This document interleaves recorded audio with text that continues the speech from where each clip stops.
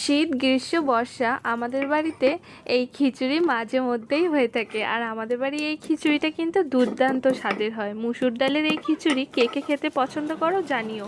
আমি প্রথমে হাঁড়িটাকে গরম করে তেল দিয়ে তার মধ্যে পাঁচফোড়ন, জিরে, সাথে শুকনো লঙ্কা, তেজপাতা ফোড়ন দিয়ে আমি একটু কোচানো পেঁয়াজ আর লঙ্কাটাকে এখানে ফোড়নের মধ্যে দিয়েই ভালো করে ভেজে নিচ্ছি। ভালো করে ভেজে নেওয়ার পর রসুন আর আদাটাকে থেতে ভালো করে একটু বেটে নিয়েছি। বেটে নিয়ে তার মধ্যে হলুদ গুঁড়ো, লবণ গুঁড়ো আর শুকনো লঙ্কার গুঁড়ো দিয়ে মশলাটাকে ভালো করে ভেজে আমি এখানে সেদ্ধ চাল 1 কৌটা, তার মধ্যে হাফ কৌটা ডাল, আর আমার কাছে এখানে কিছুটা নারকেল ছিল, নারকেলটাকে কুচিয়ে দিয়ে দিয়েছি।